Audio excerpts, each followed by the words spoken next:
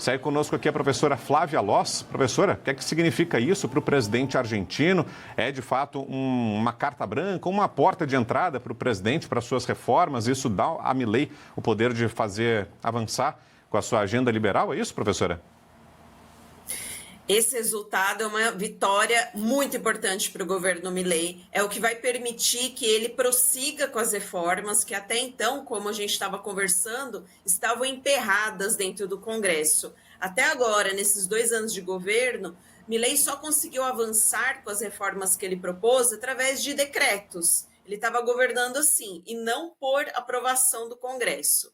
Pelo contrário, o Congresso barrou várias das medidas que ele propôs. Agora, com essa mudança, a gente tem um melhor caminho para Milei passar as reformas que ele propôs e cumprir com o seu programa de governo, aquele que ele prometeu lá nas eleições, e também agora é uma resposta das urnas, ou seja, da população, para aquilo que ele está fazendo, ou seja, uma aprovação pelo caminho que ele está.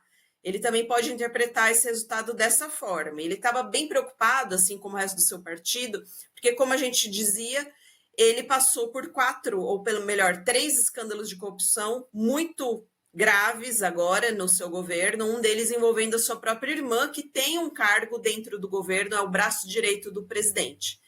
Então, isso também serviu para sentir a temperatura de como a população entendeu. Então, deram aí uma segunda chance, digamos assim, para o governo Milei. Então, as pessoas na Argentina estão aprovando o que ele tem feito até agora, as medidas que levaram à redução da inflação, e permitem, com essa vitória dentro do Congresso, que ele avance em outras reformas que ele já tinha proposto, diminuição do Estado, entre outras que vão aí seguir a sua agenda libertária. E, claro, tem ainda um outro componente importante, porque ele recebeu um grande empréstimo de 20 bilhões de dólares dos Estados Unidos e o restante dessa ajuda estava condicionada por Donald Trump a essa vitória. Então, isso também vai dar uma acalmada amanhã nos mercados e principalmente nos investidores estrangeiros. Pois é, professor, e como a senhora dizia, né, o Milei veio desde o início do governo com essa proposta de reformas e o que se dizia a princípio, alguns analistas falavam, era que eram reformas impopulares, que as reformas que Milei estava propondo poderiam não ser bem aceitas pela população, apesar de isso ter sido colocado em campanha. Então o eleitor argentino deu esse aval a Milei, o elegeu sabendo o que ele faria, mas que eram reformas impopulares, que à medida que isso começasse a ser implementado, poderia haver uma reação popular, porque havia corte de benefícios ou corte de subsídios que já estavam há muito tempo estabelecidos pelos governos peronistas e isso poderia ter uma reação popular.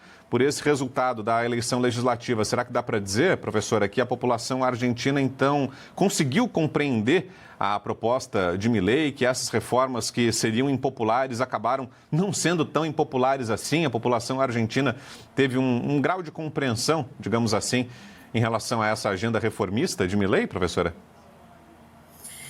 Essa agenda dele, de fato, ela é impopular quando a gente pensa que vai afetar diretamente o bolso do eleitor e da eleitora. Então, você teve protestos, você deve lembrar que um ano atrás você teve vários protestos, você teve várias reclamações dos aposentados, você tem um incômodo social na Argentina, isso é medido por pesquisas.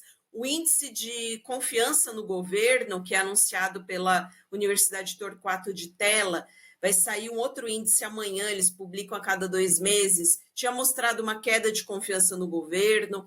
Então, isso de fato ocorreu. Porém, apesar da impopularidade, ele conseguiu algo que não se via há décadas na Argentina, que é a redução da inflação. E com isso, você teve uma diminuição da pobreza. Então, acredito que houve aí um equilíbrio na percepção das pessoas. De fato, as medidas são duras, são pesadas. Porém, trouxeram um resultado prático, então, digamos que há esse novo voto de confiança, mas o problema continua na sala, ou seja, a Argentina ainda tem 31% de pobreza, ainda tem uma alta taxa de informalidade e ainda faltam dólares no país, o que leva também a uma depreciação da moeda. Os problemas continuam. Isso não pode ser entendido aí, eu digo, pelo partido do Milei, como uma carta branca. Ele ainda precisa negociar muito com aquela que eles chamam de oposição que dialoga, principalmente o partido do Maurício Macri. ele precisa ainda desse apoio. Então, o momento ainda vai ser de diálogo, mesmo com esse resultado favorável dentro do Congresso. E, para além da economia, professora, quais são as agendas de Javier Milei agora para essa, vou colocar como segunda etapa ou como essa fase 2 do governo, né? Porque era um determinado governo até hoje, agora com essa maioria formada no Congresso, imagino que isso inaugure uma nova etapa do governo Milei. Com essa força no Congresso argentino, que outras agendas o presidente pretende implementar? Que mais será que Milei pode vir a fazer agora nessa segunda metade do seu mandato, além das reformas econômicas, com essa maioria do Congresso em mãos? O maior foco sempre é economia, porque é o principal problema da Argentina hoje, e também porque as principais promessas de Javier Milei durante a sua campanha, o seu plano de governo, centram muito nisso. Então, a economia vai ser sempre o papel principal, né? A chave de tudo que ele faz e do seu discurso político.